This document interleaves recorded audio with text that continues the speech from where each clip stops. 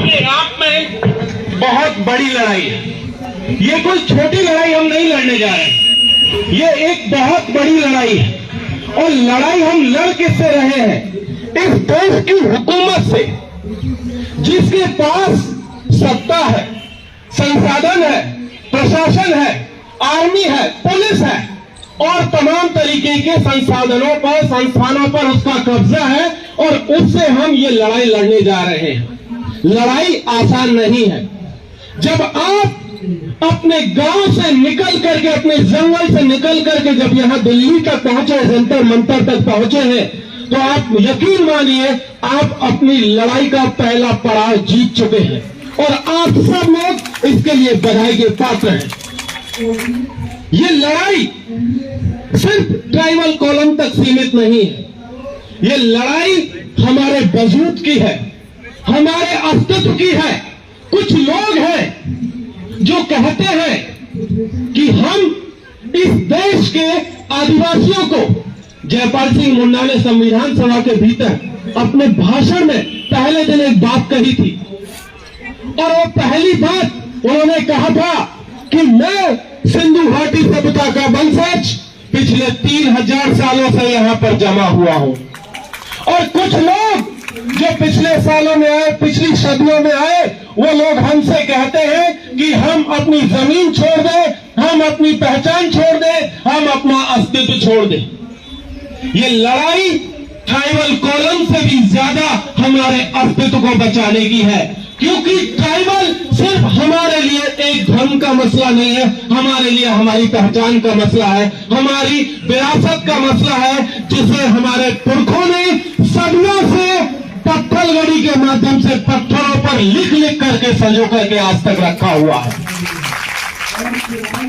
कुछ लोग लगता है उनको कि हमारा इतिहास, हमारा समाज, हमारे लोग जिनको की किताबों से बेदखल कर दिया गया, जिसे मिटाने की कोशिश हो रही है, वो लोग सोचते हैं कि इनको हम आसानी से हाशिए पर धकेल देंगे, इनको हम यहां से खदेड़ देंगे।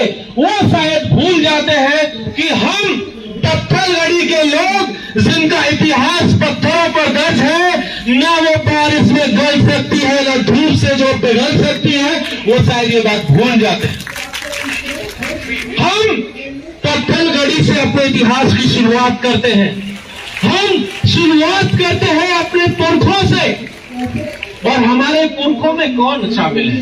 हमारे पुरखों में हमारे सिर्फ माँ बाप शामिल नहीं है, ये पेड़, ये छोटे छोटे पौधे, ये जंगली जानवर, ये हमारे सब के सब हमारे पुरखों में शामिल है, जिनके साथ हमारे पुरखे रहते आए थे, जिनके साथ आज भी हम रह रहे हैं। ये उन सबको बचाने की लड़ाई है।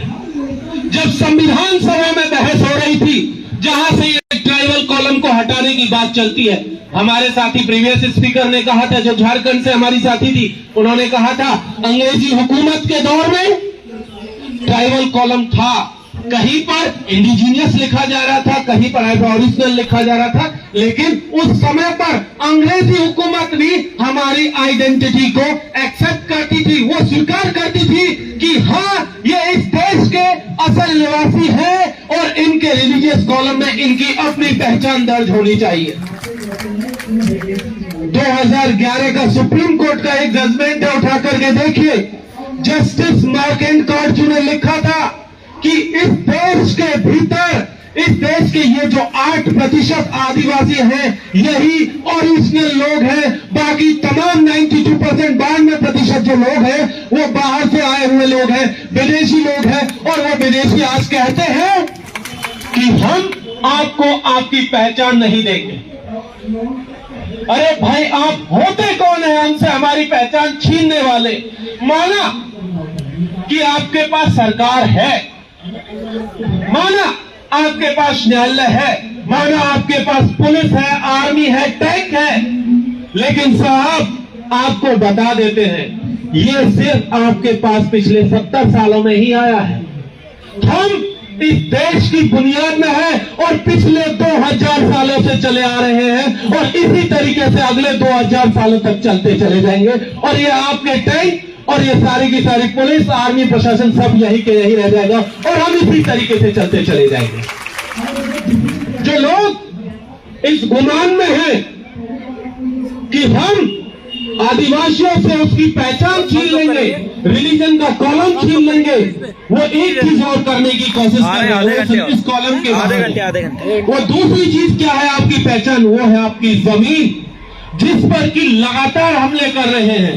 वो कोई भी सरकार हो, वो कांग्रेस हो, वो बीजेपी हो या कोई और XYZ सरकार हो, वो लगातार आदिवासी इलाकों में जा रही है और उनकी जमीन को छीनने की कोशिश कर रही है। कभी वो कहती है कि आपके पास पट्टा नहीं है, कभी वो कहती है कि नहीं आपके पास ये डॉक्यूमेंट नहीं है, कभी कोई और डॉक्यूमेंट का बहाना बनाती है और आपको अपनी जमीन से बेदखल करने की कोशिश कर रही है। इसका मतलब है कि वो आपको आपकी जड़ों से बेदखल कर रही है, आपको आपके पुरखों की विरासत से अलग करने की कोशिश कर रही है और ये हम होने नहीं देंगे।